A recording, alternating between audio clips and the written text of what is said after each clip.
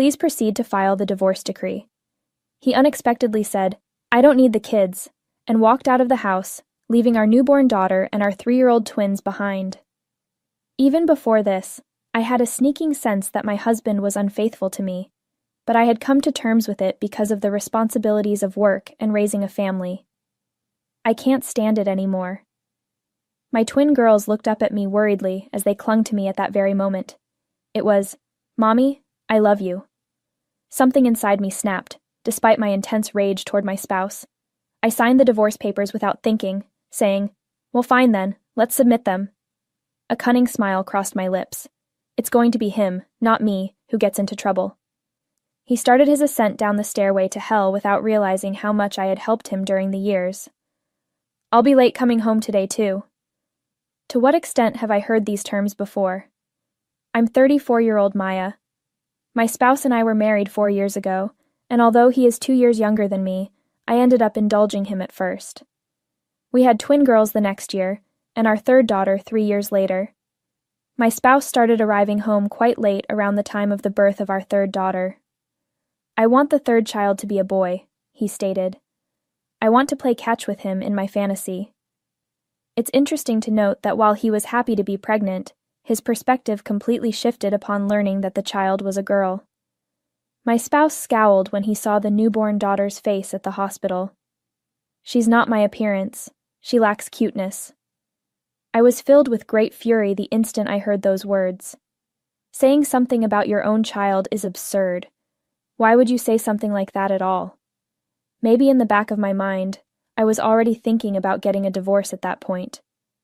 His gloomy disposition remained after I was released from the hospital and went back home. My spouse didn't really assist with childcare as my maternity leave was coming to a close. I begged, "Show some interest in the kids."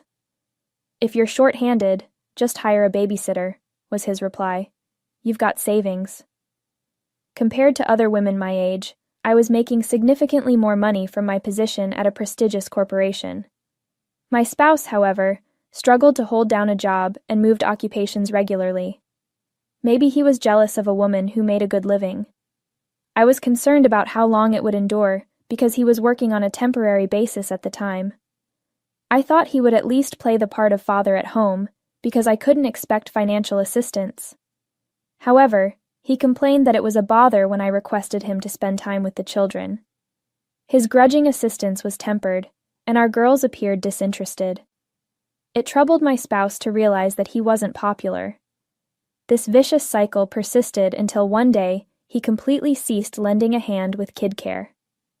"I'm tired from work. Let me rest." He would spend his weekends either hanging out in his room or going out with someone else. Despite the fact that it was the weekend, I had to work today. "If you don't look after our children, I will get into problems. I'm planning to go out too." He would not monitor the children. I was unable to leave the kids alone, so I frequently had to make last-minute babysitter requests. This situation will ruin our marriage and affect the kids, I thought. That's why I chose to speak with my folks. But my in-laws responded in a way that disappointed me. A wife has to put up with it. That's the essential element. More significantly, will you kindly attend to the matter I mentioned earlier? My parents didn't get to see me very much because they lived far away. I didn't know who to turn to and didn't feel comfortable making phone calls. "Hey, make me some food." One evening, I came home to find my husband in his pajamas and a disorganized room. The only consolation was that the children, who had been playing with toys and appeared bored, burst into wide smiles at the sight of me. "Where were you until this late?" "I had some business at your parents' house." "Go quickly and prepare dinner. I'm going hungry." "If you've been home all this time, couldn't you have done the laundry or cleaned the bathroom?" I inquired. But when my husband heard this, he grinned for no apparent reason. "I've decided not to do anything for people who lack manners." "What do you mean?" I inquired. "I cleaned the bathroom yesterday, and there was no gratitude." "Didn't I say thank you?" "Not that thankfulness. I refer to a stipend, $200 minimum." He held out his right hand, making a money gesture. What is this man talking about? I pondered. Weary and angry that day, I asked him to go to the restroom so the kids wouldn't hear us talk. I take care of the kids, the house, and my job. Have you ever failed to thank me? It's a wife's duty. So what are you supposed to do? I am employed as well. He boldly made such expectations, even though he didn't do any household chores and only made $1,000 a month. We argued for about an hour throughout that time. Mommy, I'm hungry, my daughter interrupted, bringing me back to the present. I quickly made dinner despite my husband's ill-tempered departure. I learned his secret in the tight environment. My spouse was in a relationship. My college acquaintance, who had also divorced because of her husband's adultery, was my coworker, to whom I confided. You need to start gathering evidence right now, she said. She offered many strategies for gathering evidence. To be honest, I had long suspected that my husband was having an affair. I smelled him just before our youngest was born, and it smelled strangely pleasant. Were you wearing perfume? I asked him in passing when he got back home. He started to perspire and stumbled. There were other indicators as well, such as lack of closeness, diminished talks, tardiness in returning, and attitude toward the children. However, I was convinced after a certain occurrence. Lip balm was found in your jacket pocket. I own it. My lips get dry and cracked. Are you using Chanel's pink lip balm? Well, that's, maybe my mom's. His clumsy reply seemed like a fabrication. I spotted it as he hurried to the restroom and unbuttoned his shirt. What's that? It was quite clear. There was a love bite in a place that was normally covered by clothes. I was about to approach him when I realized I needed proof. I said, "Take your time warming up in the bathtub," grinning and pretending not to notice. When I got home late from work the next day, I discovered my girls had already fallen asleep. With the exception of my spouse standing there with a piece of paper under the dining room light, the room was silent. Enough is enough for me. Let us file for divorce. Put the divorce paperwork in order. The kids are not what I desire. He handed me the papers and walked out before I could say anything. Mommy? The twins, who appeared concerned, awakened up at the sound of the door closing. That's all right. I apologized for waking you up, but things were definitely not going well. He claims to have had enough. Here's my line. And he's against the kids? Why is it the case? Tears came easily, and my head was full with emotions, but I was unaware of them. Mommy, I love you. Sensed that anything was off, my girls gave me a strong hug. It was then that I felt clear again. This was not going to go on. This was too much to ask of my little girls. I would be happy if it were just myself and my children. At last, I understood what I ought to have done right away. Well, fine, let's file the papers. I stated this with a determined face, and my girls grinned back. We slept well together that night. I filed the divorce papers first thing the next morning and called someone. Yes, go ahead. My spouse will be facing difficulties. I told my experience, and the person on the other end did something. I had thought about this for a long time.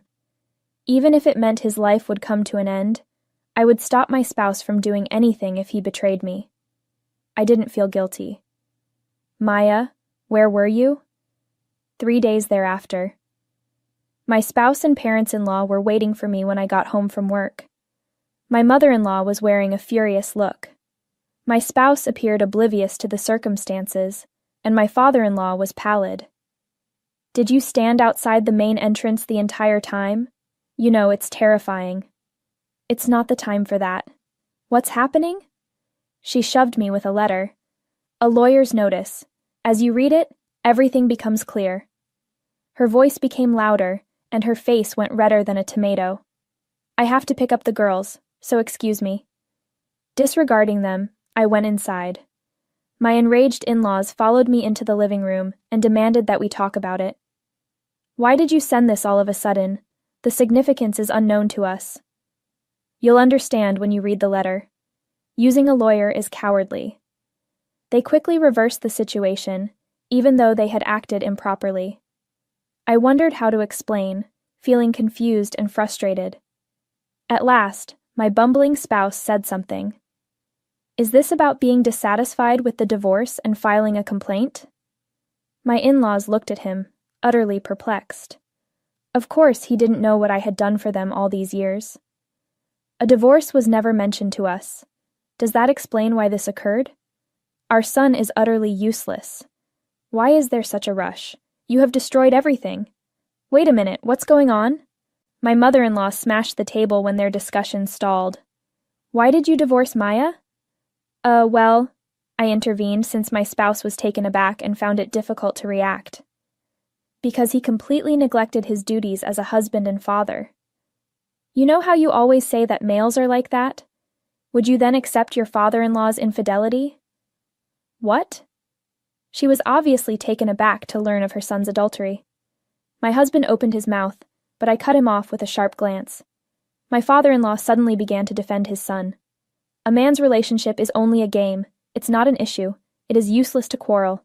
Kindly depart. All future correspondence will be handled by my attorney. Why consult a lawyer right now? Will you consent to the divorce, please?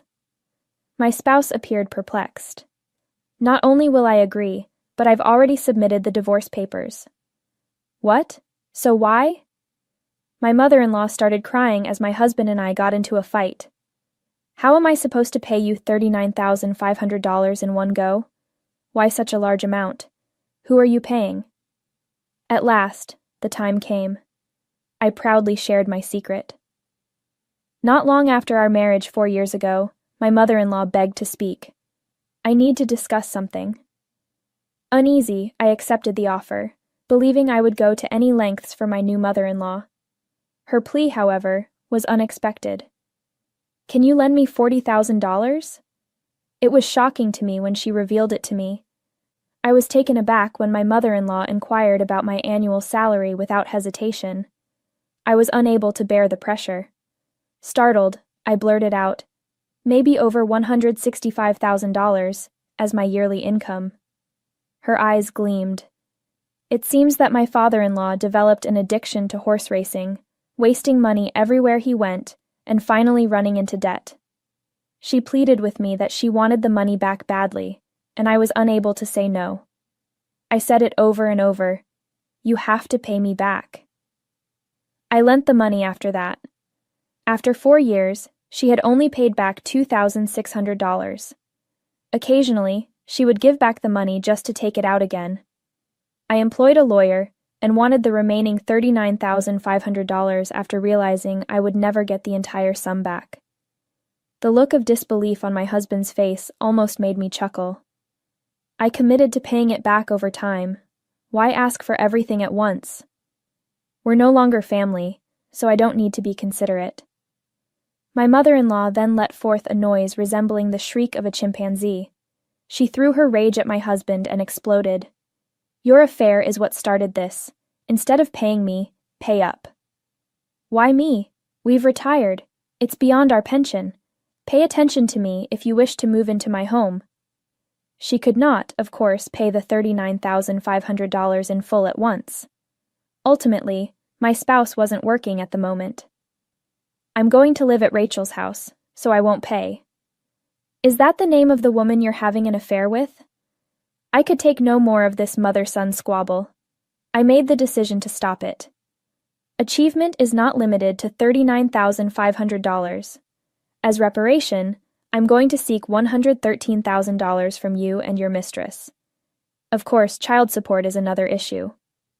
What? It makes sense. It's the penalty for ignoring your children and acting ostentatious. Where's the proof that I cheated? Have you already forgotten that you loudly declared that you were going to live at your mistress Rachel's house? With a sigh, I gave him the several proof pictures I had printed off for this occasion. I was sick to my stomach when I saw them. My spouse shared pictures of himself cuddling and kissing his lover on social media. I presented it to my lawyer as well, of course, and it was damning. Why do you have something like this? I did an internet search and came across your social media. It's terrible that you believed it would not be discovered. My naive husband had been uploading careless images and had left his settings open for anybody to view.